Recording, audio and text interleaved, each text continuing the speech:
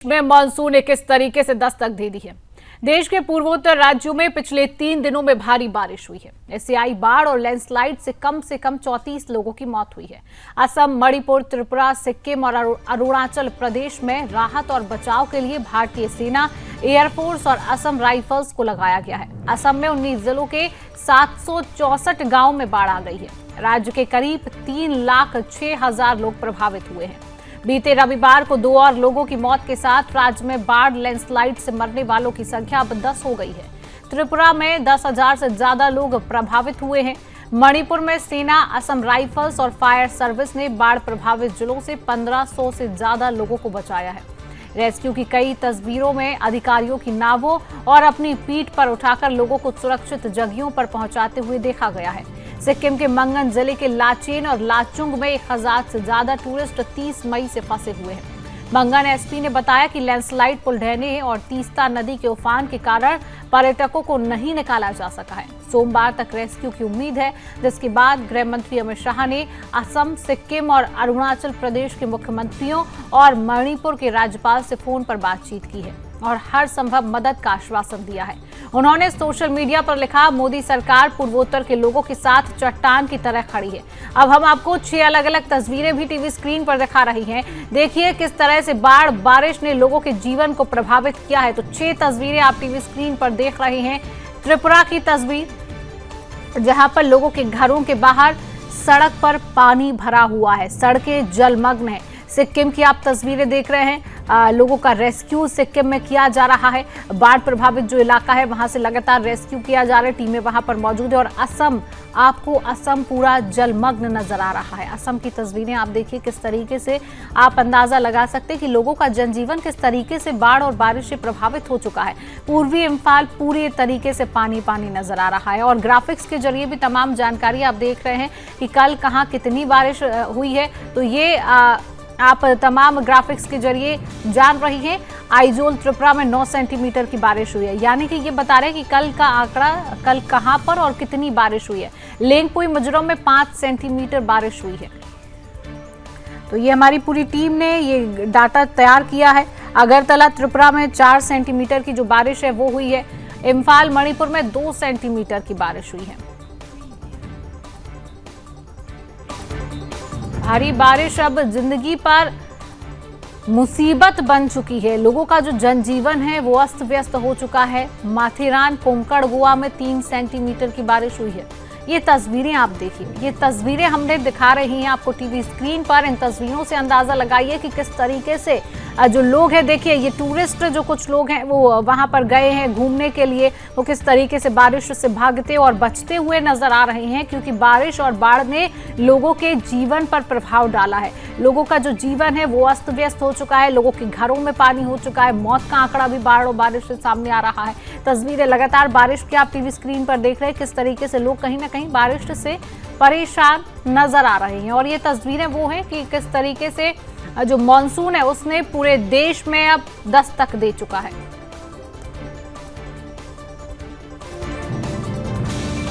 तो लगातार तस्वीरें आपके सामने है।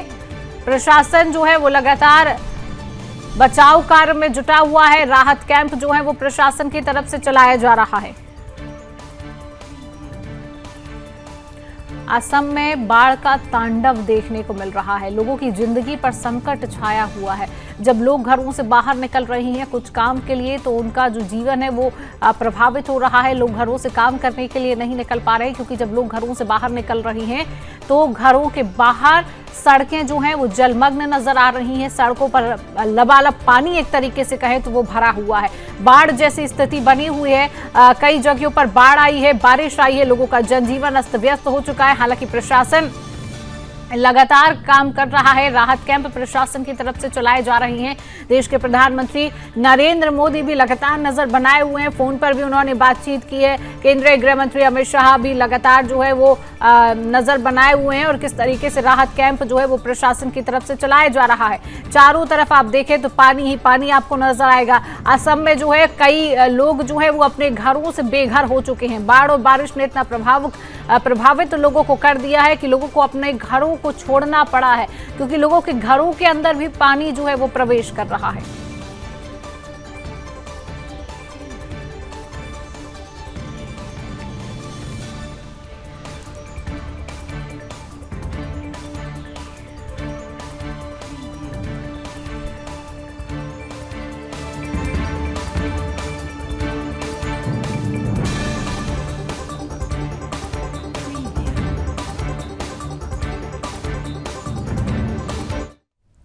तो आज इसी विषय पर करेंगे चर्चा और मौसम का क्या हाल है ये जानेंगे। अलग अलग जगहों से हमारे साथ संवाददाता जुड़ चुके हैं। असम से हमारे संवाददाता चिन्मय डे जुड़ चुके हैं, नागालैंड से संवाददाता जोजो जुड़ चुकी है और हमारे साथ मौसम वैज्ञानिक डॉक्टर SN पांडे जी जुड़ चुके हैं। पांडे जी, बहुत बहुत स्वागत करती हूँ आपका सुदर्शन न्यूज में।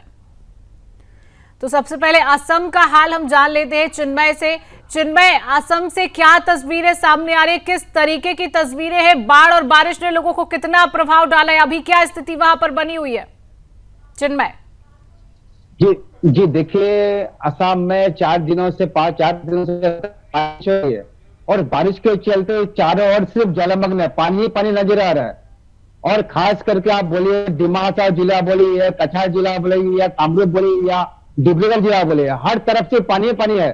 सड़क पर पानी आ चुका है, लोगों का घर बेघर हो चुका है, लोग परेशान है, घर से नहीं निकल पा रहा है, जिसके चलते असम सरकार की तरफ से जो विद्यालय है, विद्यालय को बंद कर दिया गया है। जो सरकारी कर्मचारी है, सरकारी कर्मचारी का बंद घोषणा किया है। लेकिन सरकार जो राहत कार्य है, बचाव कार्य है, NDRF और SDRF की तरफ से चला जा रहा है। चलिए, बिल्कुल हमारे साथ नागालैंड से संवाददाता जोजो भी बनी हुई है। जोजो, बाढ़ और बारिश ने लोगों को इतना प्रभावित कर दिया है कि लोगों का जो जनजीवन है वो अस्त व्यस्त होता हुआ नजर आ रहा है। क्या तस्वीरें आप देख पाती हैं, क्या स्थिति वहां पर बनी हुई है और प्रशासन जो है राहत कैंप किस तरीके से चला रही है, लोगों तक मदद किस तरीके से पहुंच पा रही है? जोजो, नॉर्थ ईस्ट की हर साल की ये एक कहानी बन चुकी है। फ्लड्स और सेवियर लैंडस्लाइड डिवेस्टेशन जो है नॉर्थ ईस्ट की बहुत ही ज्यादा एक हर साल की एक नया कहानी नहीं है। ये हर साल की ये रिपीट होते जा रहे हैं और हम लोग इस पे गवर्नमेंट को भी सीधे ब्लेम भी नहीं कर सकते। या तो कांग्रेस और BJP और गवर्नमेंट जाके इसमें क्या इन्वॉल्व करेंगे, इसका एक परमानेंट सॉल्यूशन तो होना चाहिए, लेकिन वो नहीं हो पा रहे हैं। अभी नॉर्थ ईस्ट की ये पूरे एंटायर नॉर्थ ईस्ट में ये डिवेस्टेशन पे इंडियन आर्म फोर्सेस ने जल राहत 2 की ऑपरेशन जारी किया है और ये जल राहत ऑपरेशन में लोगों को एयरलिफ्ट किया जा रहा है। सिक्किम से जो लैंडस्लाइड में लोगों को वो जो उसमें से कुछ कम्बेटेंट्स का भी वहां पे चलिए ठीक है। मौसम वैज्ञानिक हमारे साथ डॉक्टर SN पांडे जी जुड़े हुए हैं। डॉक्टर साहब, मौसम विभाग क्या चेतावनी जारी कर रहा है बाढ़ और बारिश को लेकर? देखिए, कई ऐसी जगह हैं जहां पर बाढ़ और बारिश ने इस तरीके की तबाही मचा दी है कि लोगों का जीवन तो प्रभावित हो ही रहा है, लोग बेघर भी हो रहे हैं, लोगों को अपना घर छोड़ना पड़ रहा है। मौसम विभाग की क्या चेतावनी? देखिए, जिस तरह से हमारे जो पूर्वोत्तर के राज्य हैं जिनको हम 7 सिस्टर्स भी कहते हैं, वहां पर मानसून ने अपना पूरा कवर कर लिया है और उसके बाद जो हमारी बंगाल की खाड़ी से आर्द्र हवाएं आ रही हैं, उनका सबसे ज्यादा असर जो हो रहा है वो भारत के पूर्वोत्तर राज्यों पर हो रहा है, जहां पे ये स्थितियां हैं। मैं आपको बताता चलूं, कल जो चेरापूंजी वहां पर 444 मिलीमीटर बारिश दर्ज की गई है। ये बारिश एक बहुत अति भारी बारिश की श्रेणी में आती है। 444 बारिश में तो आप समझिए, और उन राज्यों में करीब 25-26 जनहानि भी हुई है। अगर इतनी बारिश कहीं भी होती है तो आप समझिए इसमें ना तो कोई गवर्नमेंट कुछ कर सकती है और ना कोई हम जनमानस कुछ कर सकते हैं। इसके लिए जो क्लाइमेट चेंज का असर है, जो जलवायु परिवर्तन हो रहा है, जिसकी वजह से आप देखिए एक्सट्रीम इवेंट्स हो रहे हैं। हर जगह आप देखिए, कहीं भी बारिश दिल्ली में हुई 97 मिलीमीटर बारिश दर्ज की गई 2 घंटे के अंदर। आप लगातार डेटा हमारे पास इतना है कि आप देखिए जो एक्सट्रीम इवेंट्स के हो रहे हैं वो हो रहे हैं, और उनका वजह है कि हमारा क्लाइमेट चेंज का जो हो रहा, महासागर हमारे गर्म हो रहे हैं, पृथ्वी गर्म हो रही है, और जो हमारी जो कार्बन डाइऑक्साइड ऐसी जो ये गैसें हैं वो ज्यादा बढ़ रही हैं और हमारा पूरी पृथ्वी लगातार गर्म हो रही है। ग्लेशियर हमारे पिघल रहे हैं, तो हमारा जो नेचुरल सिस्टम था वो सारा खराब हो गया है। तो इसमें हो क्या रहा है कि जो भी घटनाएं हो रही हैं वो एक्सट्रीम इवेंट्स हो रही हैं, चाहे बारिश हो, चाहे गर्मी हो, चाहे सर्दी हो।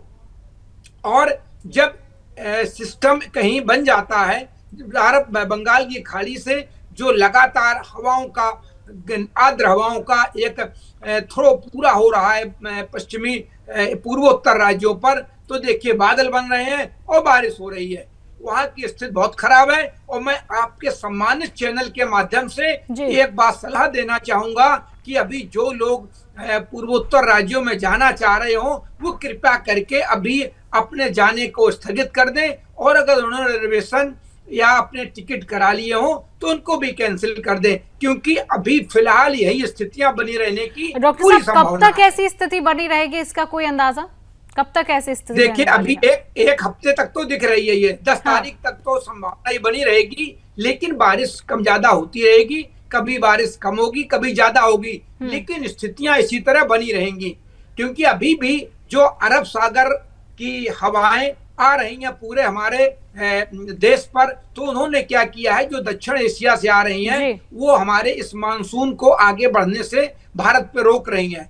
और हमारा मानसून जो पूर्वोत्तर में है, जिसका सिरा ये पूर्वी सिरा कहलाता है, वो इस समय बिहार और बंगाल की सीमा पर है। चलिए ठीक है, चिन्मय से असम का हाल जान लेते हैं। चिन्मय, मौसम वैज्ञानिक जिस तरीके से कह रहे हैं कि ये हाल कम से कम अभी एक हफ्ते तक ऐसा ही बना रहेगा, ऐसे में असम में किस तरीके से राहत कार्य किया जा रहा है, राहत कैंप चलाए जा रहे हैं प्रशासन की ओर से? जी देखिए, असम सरकार की तरफ से जो राहत कैंप है और राहत शिविर बनाया गया है, हर जगह पर, हर जिला पर, जो 10 जिला है असम का जो रेड अलर्ट पे है और 15 जिला जो है येलो अलर्ट जोन पे है, तो सरकार की तरफ से जितना भी हो सक रहा है सरकार मदद कर रहा है, लेकिन ये सॉल्यूशन नहीं है। एक क्योंकि ये परमानेंट सॉल्यूशन होना पड़ेगा। जो लोगों को परेशानी है, जो जलमग्न हुआ लोगों को घर जो जलमग्न हुआ घर से बेघर हो चुका है, ये लोग को परमानेंट कुछ सरकार की तरफ से सॉल्यूशन होना चाहिए। सिर्फ आप राहत कार्य और बचाव कार्य देने से नहीं होगा, या कोई लोगों को जो मर रहे हैं, जो 5 लोग मौत हो चुका है लैंडस्लाइड के वजह से, जो लोग, तो उनका देने से सिर्फ नहीं होगा, उनका परमानेंट सॉल्यूशन होना पड़ेगा कि कैसे इस पानी को निकाला जाए। या हर साल में जो पानी बनता है, हर साल में जो मानसून का सीजन आता है, ये होता है, लेकिन ये कुछ सरकार की तरफ से ठोस कदम उठाना चाहिए। चलिए, जो हमारे साथ बनी हुई है, जो बात आपने कही वही चिन्मय कह रहे, परमानेंट सॉल्यूशन। आखिरकार सरकार की तरफ से, प्रशासन की तरफ से परमानेंट सॉल्यूशन क्यों नहीं देखा जाता है? हर साल हम इसी टॉपिक पर बात कर रहे होते हैं, हर साल ऐसी ही तस्वीरें सामने आती हैं और हर बार प्रशासन सिर्फ राहत कार्य और कैंप चलाकर जो है वो फ्री होना चाहती है, लेकिन उसका कोई परमानेंट सॉल्यूशन नहीं दिया जाता है।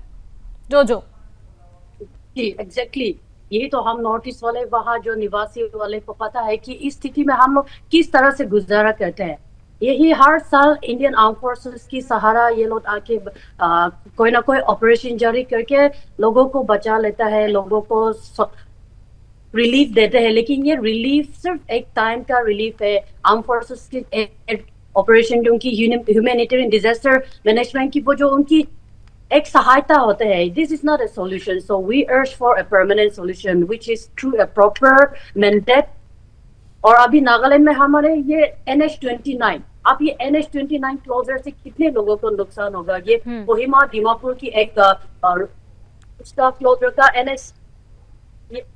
Nagaland state disaster management authority से ये जारी किया है कि ये 5 जून तक ऐसे लगातार हैवी रेनफॉल होंगे। तो इस हैवी रेनफॉल के कारण अभी रोड को डाइवर्ट करके ये कोहिमा दीमापुर की रोड से एक 70-80 किलोमीटर्स का 1 hour 20 minutes में वो जो कवर होते हैं, आप उसको डाइवर्ट करके कोहिमा जाने वाले को दीमापुर, न्यूलैंड, गोतोवी, जदिमा, वाया कोहिमा, ऐसी रूट डाइवर्ट किया जा रहा है। तो it's a very lot of heart pen taking. और इस पे एग्जाम्पल, वहाँ पे कोई मेडिकल इमरजेंसी आ गया तो वहाँ पे एयरलिफ्ट का फैसिलिटी नहीं होते हमारे राज्य में, तो एक वो जो 1 hour की रास्ते को हम 4-5 घंटे फिर से गुजारा करना पड़ेगा। So we have to urge the concerned authority for the permanent solution. बिल्कुल, जो परमानेंट सॉल्यूशन की बेहद जरूरत है और इस पर प्रशासन को भी विचार करना चाहिए कि सिर्फ राहत कैंप और बचाव कार्य से काम नहीं चलेगा। वहां की जनता जो है वो किस तरीके से परेशान है, उनका जनजीवन किस तरीके से प्रभावित है, इस पर प्रशासन की नजर हालांकि होनी चाहिए। हमारे साथ मौसम वैज्ञानिक लगातार बने हुए हैं। डॉक्टर एसएन जी, आपसे एक सवाल करना चाहूंगी। देखिए, जिस तरीके से पूर्वोत्तर में तबाही मची हुई है, आने वाले समय में क्या संभावना मौसम विभाग जता रहा है? देखिए, अभी इस 10 तारीख तक यही संभावना है कि लगातार बंगाली खाड़ी से वहां आर्द्र हवाएं पहुंचेंगी, जिससे क्लाउड बनेंगे और ये स्थितियां बनी रहेंगी। देखिए, मैं बताता चलूंगा आपसे कि जो ये हमारा जो जलवायु परिवर्तन हो रहा है, उससे देखिए सरकारें इस पे कुछ नहीं कर सकती, इस पे हर आदमी को काम करना है, क्योंकि जो स्थितियां विकराल होती जा रही हैं दिन पे दिन पूरी दुनिया में, हम पूरी दुनिया के जो लोग हैं, पूरे दुनिया के जो देश हैं, वो इस जलवायु परिवर्तन को दंश को झेल रहे हैं। इसके लिए देखिए, भारत मौसम विज्ञान हमें पूर्वानुमान जारी करते हैं, और जब पूर्वानुमान जारी किया जाता है तो एडवाइजरी जारी होती है। तो इस एडवाइजरी पे जनमानस ध्यान दे कि कब पानी कहाँ बरसने वाला है, क्या स्थितियां बिगड़ने वाली हैं, तो वो अपने किस तरह से अपने को सुरक्षित रखें। एक बात ये, और अब हम एक हफ्ते पहले ही इस तरह की भविष्यवाणी कर दी जाती है, पूर्वानुमान जारी कर दिया जाता है,